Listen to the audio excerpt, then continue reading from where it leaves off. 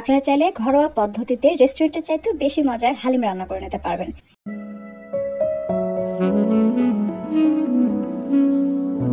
প্রথমে হালিমের মশলা তৈরি করতে হবে। এর জন্য আমি এখানে নিয়েছি 1 চামচের বেশি হবে সাদা কালো গোলমরিচ, 6-7টি নিয়েছি লাল মরিচ মানে শুকনো মরিচ যেটাকে বলে, আর 3টি বড় এলাচ মানে কালো এলাচ নিয়েছি, আর সরিষা নিয়েছি।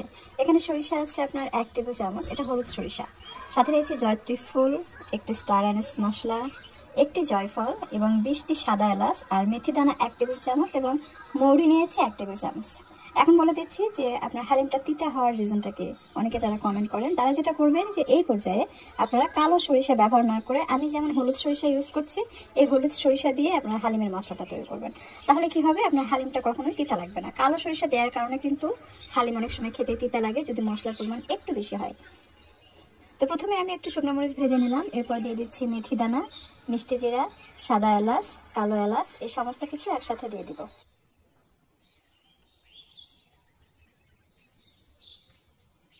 জয়ফলের উপরে খোসা ফেলে এভাবে ভেঙে দিবেন। এখন হালকা আছে এটাকে ভেজে নেব। এটাকে কালার চেঞ্জ করা পর্যন্ত ভাজার দরকার নেই, হালকা একটু চেঞ্জ হলেই সাথে সাথে এটার মধ্যে আমরা অ্যাড করব সরিষা। সরিষা দানা প্রথমে দিবেন না, তাহলে ফুটে ওঠে। সো একদম নামানোর কিছুক্ষণ আগে জাস্ট সরিষা দিয়ে হালকা একটু নেড়েচেড়ে চুলা বন্ধ করে দিবেন। দেখতে পাচ্ছেন মশলার কালার কিন্তু চেঞ্জ হয়নি, যে খুব বেশি যে ডার্ক হয়েছে তা কিন্তু না। ঠিক এরকম পর্যায়ে চুলা বন্ধ করে দিয়ে এভাবে রেখে দিবেন, যখন মুচমুচে হয়ে যাবে তখন গুঁড়া করে নিতে হবে।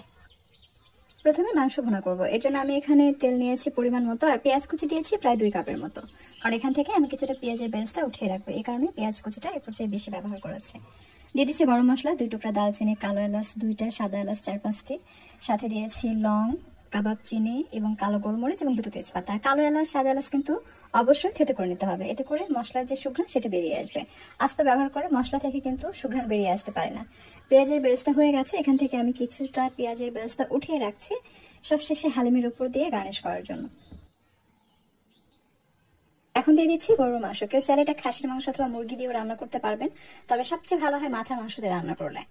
হাড় চর্বি সহ মাংস ছোট ছোট পিস করে কেটে রান্না করবেন, তাহলে দেখবেন অনেক বেশি ভালো লাগবে। প্রথমে আমি 1 চা চামচ ভর্তি করে হালকা ভাজা জিরার গুঁড়া অ্যাড করেছি, এরপর ধনিয়ার গুঁড়া অ্যাড করলাম 1 চা চামচ, হলুদের গুঁড়া দিয়েছি 1 চা চামচ এবং সেই সাথে দিয়ে দিচ্ছি মরিচের গুঁড়া, এটা উঁচু করে 1 চা চামচ দিয়েছি, স্বাদ মতো লবণ, আর আদা রসুন বাটা দিচ্ছি 4 চামচ ভর্তি করে 3 চা চামচ।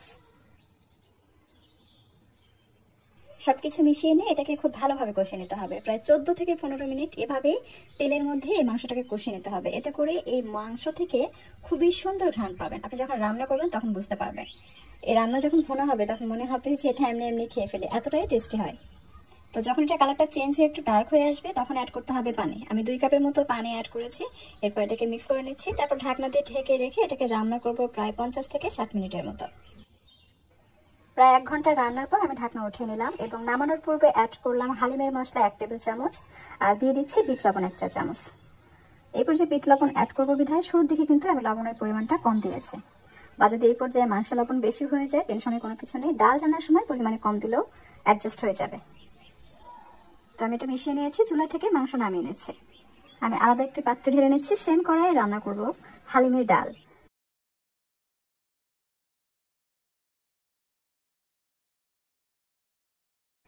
ডাল রান্নার জন্য সেম প্যানে নিয়ে নিচ্ছি সামান্য তেল।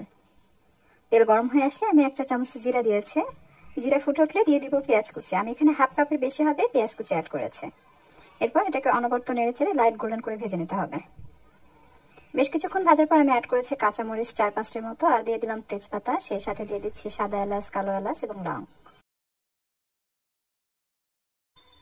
যখন পেঁয়াজ বেরেস্তা হয়ে যাবে সেই পর্যায়ে অ্যাড করতে হবে আদা রসুন বাটা। আমি 4 চামচ ভর্তি করে 1 চা চামচ আদা রসুন বাটা দিয়েছি, আর দিয়ে দিলাম একটি টমেটো। পেঁয়াজের কালার যেন ডার্ক হয়ে না যায় তাই প্রথমে একটু পানি দিয়ে দিচ্ছি, এরপর দিয়ে দিচ্ছি হাফ চা চামচ মরিচের গুঁড়া, হাফ চা চামচ হলুদের গুঁড়া, হাফ চা চামচ ধনিয়ার গুঁড়া এবং হাফ চা চামচ জিরার গুঁড়া, আর স্বাদ মতো লবণ দিয়ে দিলাম। আপনারা দেখতে পারেন লবণের পরিমাণটা কিন্তু আমি কম দিয়েছি। এরপর মশলাগুলো ভালোভাবে কষিয়ে নিচ্ছি, মাঝে মাঝে ঢাকনাতে ঢেকে মশলাটাকে কষিয়ে নেবেন। অ্যাড করছি ডাল। আমি এখানে 5 ধরনের ডাল নিয়েছি, মসুর ডাল, খেসারির ডাল, মুগ ডাল, বুটের ডাল, আর হচ্ছে আপনার মাসকলাই ডাল। সব ডাল দেওয়ার পর মশলার সাথে খুব ভালোভাবে এটাকে কষিয়ে নিতে হবে।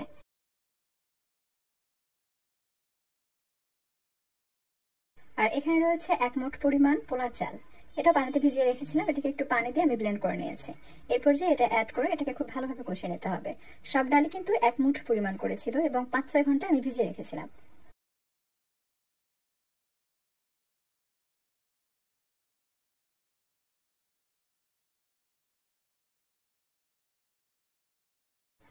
ডাল মশলার সাথে খুব ভালোভাবে কষানো হয়ে গেলে বেশি করে পানি দিতে হবে, কারণ এই পানিতেই ডালটা সেদ্ধ হবে। আর যে চাল ব্লেন্ড করেছিলাম সেটা ধোয়া পানি দিলাম, আর 1 টেবিল চামচ দিয়ে দিলাম হালিমের মশলা, দিয়ে এটাকে মিশিয়ে নিচ্ছি।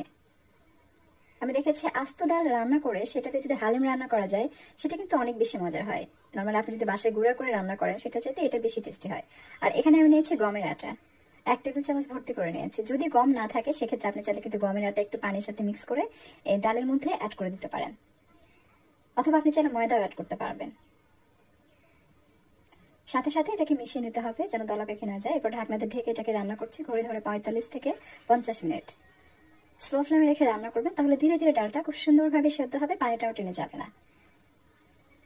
আর যে মশলাগুলো আছে সেগুলো আমি তুলে ফেলে দিচ্ছি, তেজপাতা, এলাচ, দালচিনি, মশলাগুলো তুলে ফেলবেন, তা নাহলে দেখা যায় এগুলো দাঁতের নিচে পড়লে কিন্তু খেতে মোটেই ভালো লাগে না। এরপর ডাল ঘুটনি দিয়ে এটাকে খুব ভালোভাবে ঘেটে নিতে হবে, কোনো ডালই যেন আস্ত না থাকে। যত সময় নিয়ে রান্না করবেন আপনার হালিমটা কিন্তু তত বেশি ভালো লাগে। তবে আমি দেখেছি যেদিন হালিম সার্ভ করবেন তার আগের দিন যদি রান্না করেন, পরের দিন যদি আবার সুন্দরভাবে এটাকে গরম করা যায় সেটা কিন্তু আরো বেশি টেস্টি হয়। দিয়ে দিচ্ছি ভুনা করে রাখা মাংস, সম্পূর্ণটাই অ্যাড করলাম। কিছুটা তেল আমি রেখে দিয়েছি, পরিবেশনের সময় উপরে দিয়ে পরিবেশন করব।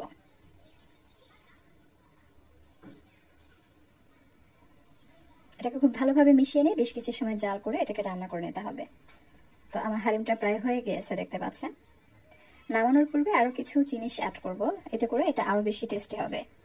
এই পর্যায়ে দিয়ে দিচ্ছি বিট লবণ, সেই সাথে দিয়ে দিচ্ছি হালিমের মশলা, দিয়ে দিচ্ছি আদা কুচি, ধনিয়ার পাতা কুচি এবং লেবুর রস দিয়ে দিচ্ছি। সবশেষে এই জিনিসগুলো অ্যাড করলে আপনি এত সুন্দর হালিমের ঘ্রাণ পাবেন, আপনি যখন রান্না করবেন পুরো বাসায় এর সুঘ্রাণ ছড়িয়ে পড়বে, আপনি রান্না করলেই বুঝতে পারবেন। সবশেষে অ্যাড করে দিচ্ছি পেঁয়াজের বেরেস্তা, দিয়ে এটাকে মিশিয়ে নামিয়ে নেব। এর মাঝে আমি যখন ডাল সেদ্ধ করার পর ডাল ঘুটনি দিয়ে কেটেছিলাম সেই পর্যায়ে কিন্তু আমি দুধের সর অ্যাড করেছিলাম, অর্থাৎ রান্না করা সর, অথবা আপনারা চাইলে ফ্রেশ ক্রিম অ্যাড করতে পারেন। এতে করে এই হালিমের টেস্টটা কিন্তু বেড়ে যায়। বাট ওই ভিডিওর শর্টটা আমি খুঁজে পাচ্ছি না, তাই আমি বলে দিলাম। আমি এটা না বললেও পারতাম, কারণ নর্মালি হালিমে সাধারণত কেউ এটা অ্যাড করে না। বাট আপনারা যদি দুধের সর মানে এটা দিয়ে রান্না করেন তাহলে দেখবেন এটা খুব ভালো লাগে খেতে।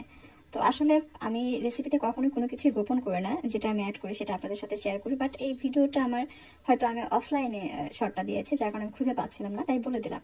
আপনাদের ইচ্ছে আপনারা চাইলে অ্যাড করতে পারেন, নাও করতে পারেন, তবে অ্যাড করলে দেখবেন ভালো লাগবে। তো দেখতে পাচ্ছেন খুবই লোভনীয় লাগছে। আশা করছি আজকের এই হালিম রেসিপি আপনাদের কাছে ভালো লেগেছে। আপনারা চাইলে বাইরে কেনার হালিম মিক্স ছাড়াও কিন্তু ঘরোয়া পদ্ধতিতে রেস্টুরেন্টের চাইতে বেশি মজার হালিম রান্না করে নিতে পারবেন। আর একদিন রান্না করলে আপনারা কমপক্ষে 2 দিন খেতে পারবেন। আমি যে পরিমাণ তৈরি করেছি 4 সদস্যের ফ্যামিলির জন্য 2 দিন যাবে।